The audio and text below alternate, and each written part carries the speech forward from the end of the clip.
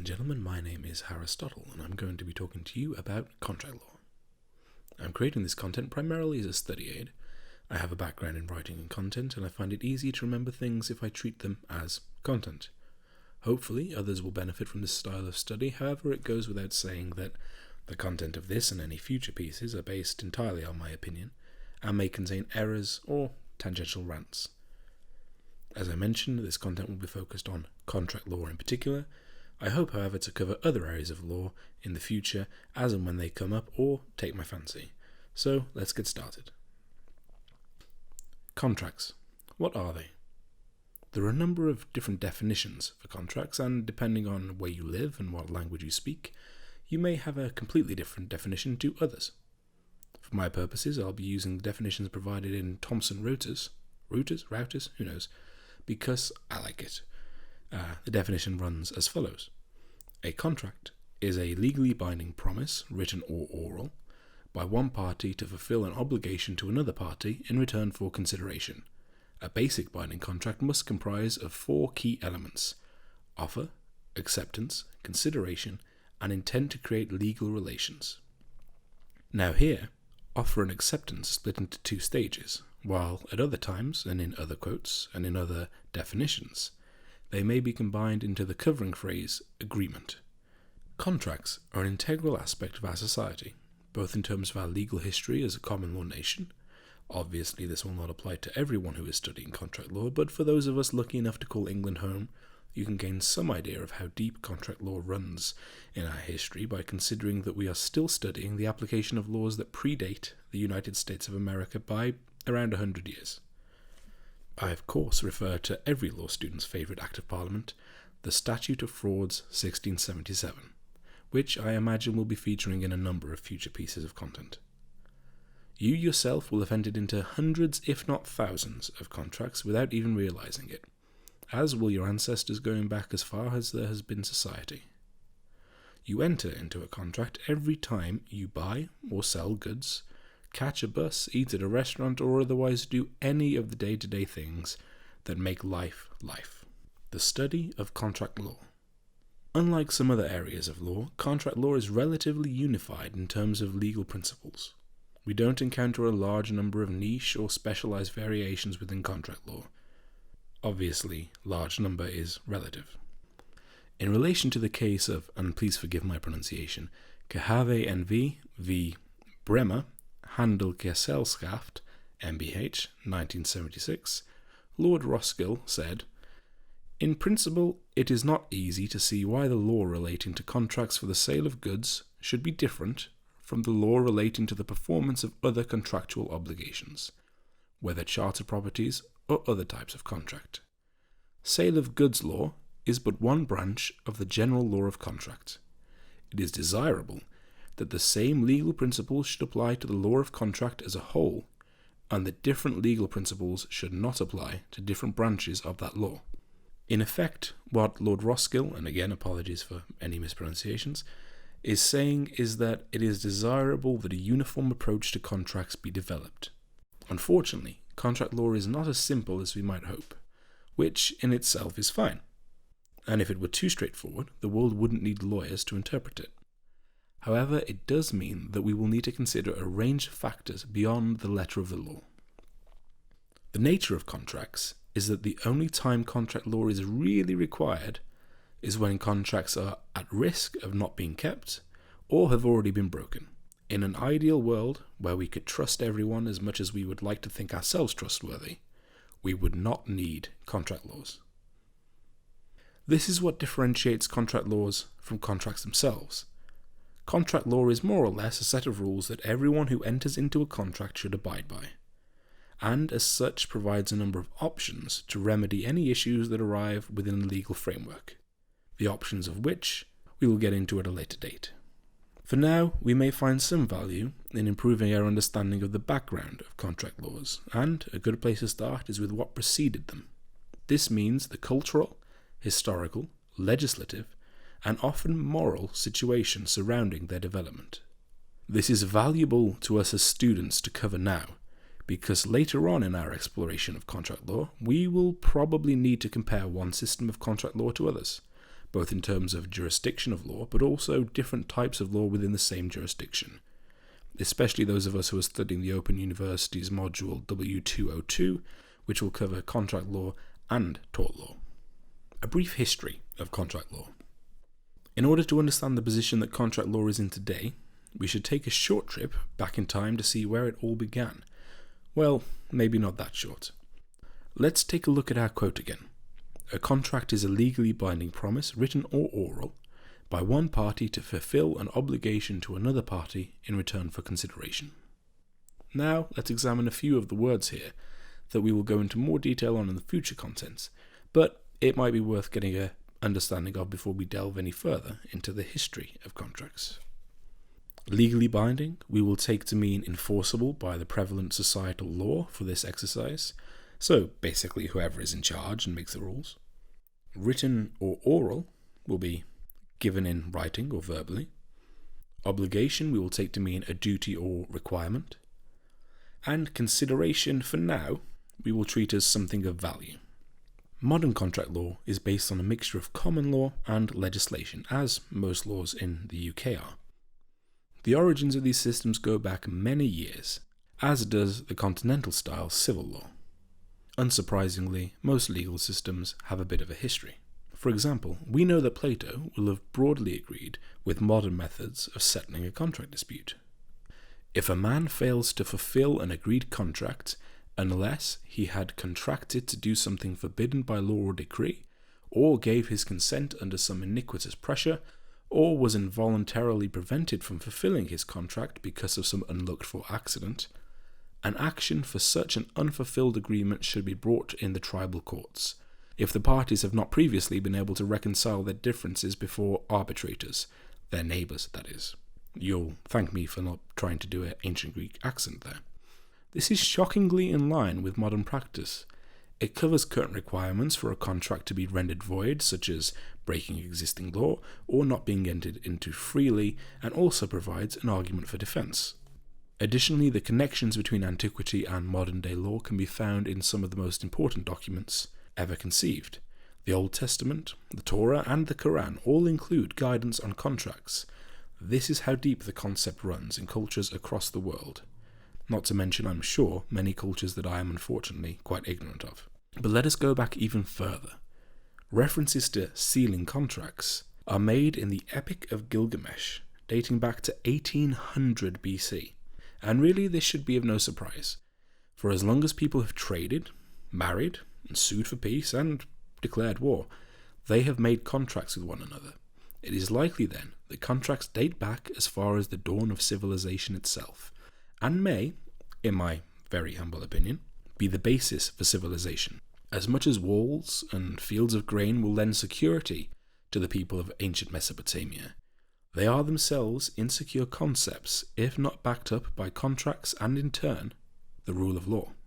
But Harristotle, you devilishly handsome rogue, I hear you say, how can laws from 12,000 years ago, laws that predate the domestication of dogs, have much of an influence on modern laws? Well, I'll tell you. You see, we benefit, those of us who, as said above, are lucky enough to live in a nation with a very old legal system, from heaps and heaps of development, debate, evolution, and improvement in our legal system. I use the word improvement with a general optimism. Our legal system has evolved from a tribal basis to the international juggernaut it is today. And, on the way, it has been influenced by practically everyone.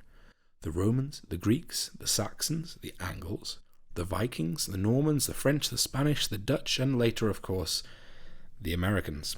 That is nothing compared to the cultural movements our legal system has found its way through, chief among them the Magna Carta, the Reformation, the Great Schism, the Restoration, the Renaissance, a few civil wars, countless other wars, invasion, conquest, crusades, colonialism, empire, abolition, global enfranchisement, global wars, the loss of empire, and, of course, the EU, and now Brexit. Obviously, all of these, and the infinite number of other influences I am not learned enough to think of, will have had an impact on our legal system. But one thing can be found in every influence, namely that our law is directly linked to our culture, and specifically, our cultural morality. We all know that if John promises to do a task for Janet and he doesn't, he has done something bad. But can we explain why? Why do we believe not keeping a promise is a bad thing? Not all cultures treat the breach of contract as being as severe a slight as others do. Who is to say who is correct? This is the kind of thinking that I'm anticipating we're going to need to do to get those top marks. Ultimately, it all comes down to culture for me, and that's something for a completely different piece of content than this. However, it is useful to remember that whenever we make a statement in our studies indicating that something is wrong or bad or unlawful or unethical, we should always be aware of where that judgment comes from, and even morality set down 12,000 years ago can still be present in our laws of today. So now I've bored you with my horrible history summary, let's return to the broader concept of a contract. Entering a contract. As set out in our definition, which I'll repeat again, a contract is a legally binding promise, written or oral, by one party to fulfill an obligation to another party in return for consideration.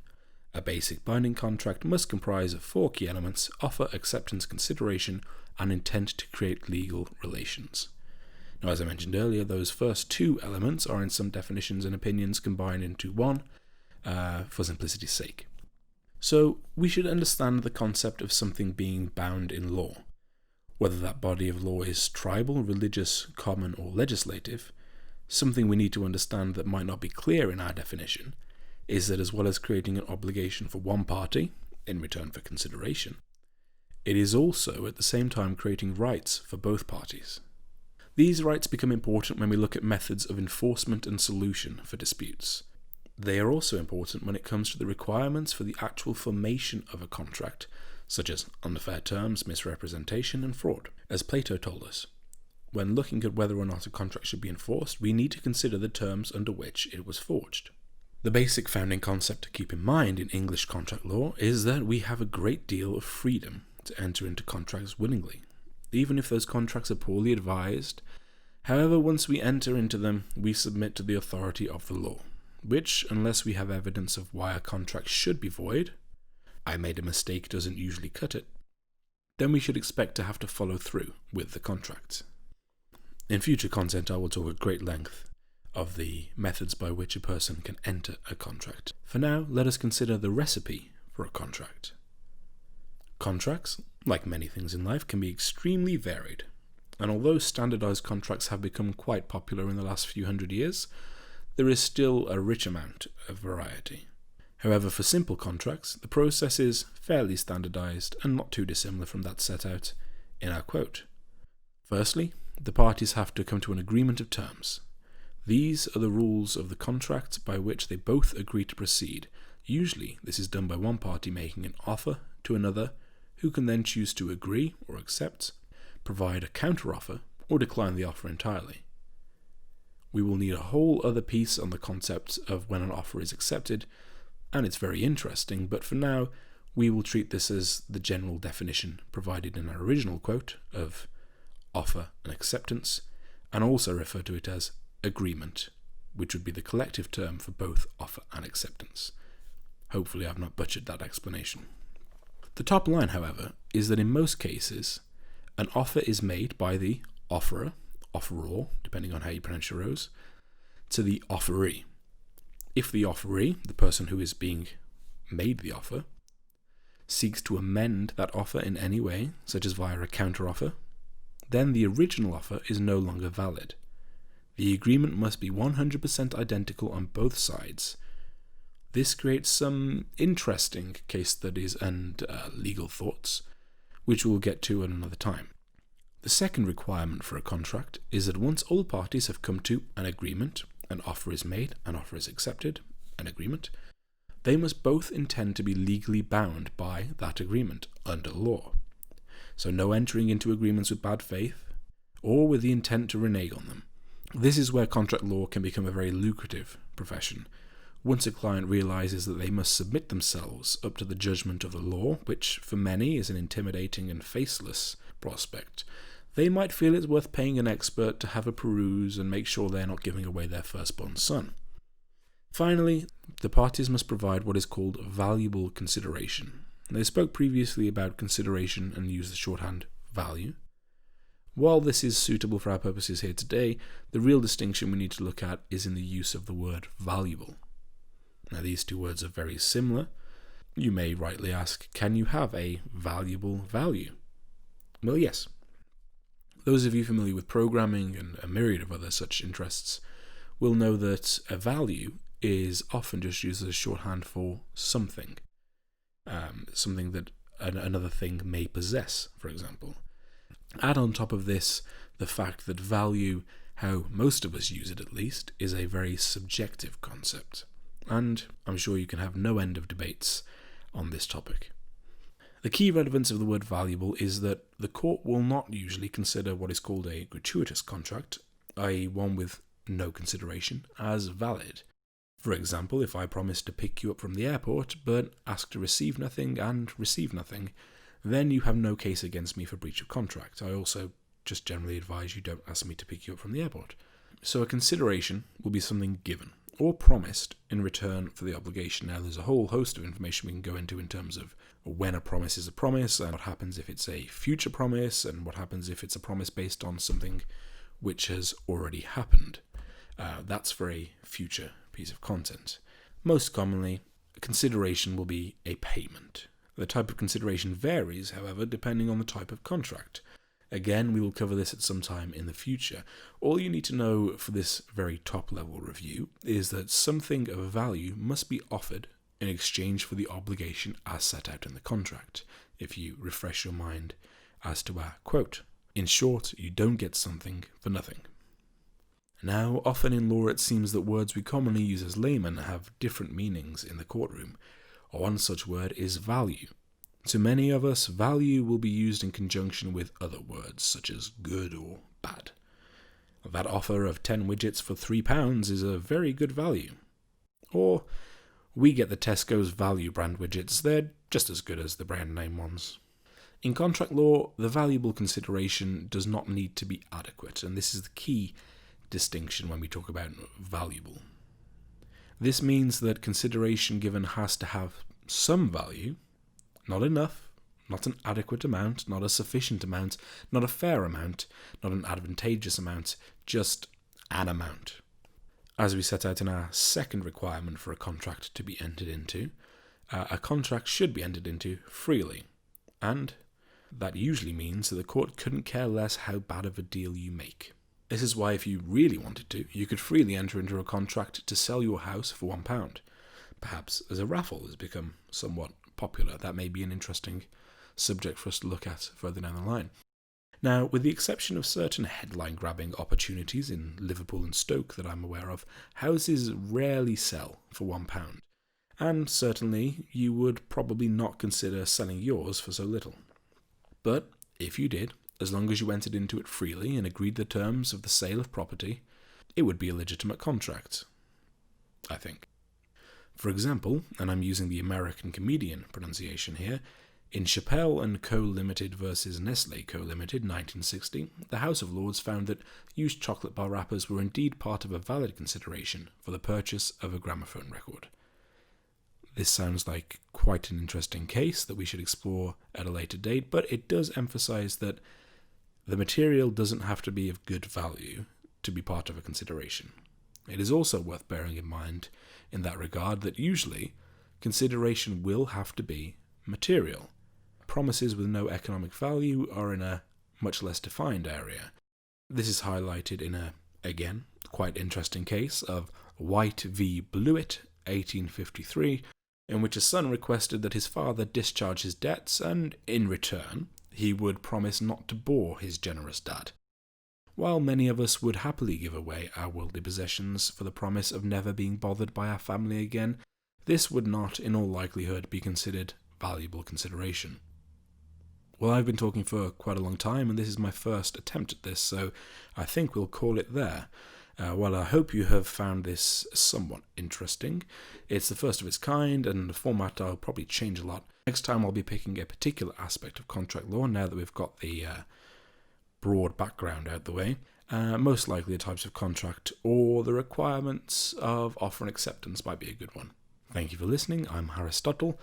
Be sure to check out my blog, www.harristotle.co.uk, and I also hope to put a modified version of this podcast up onto YouTube with slides and citations and quotes and all that good stuff.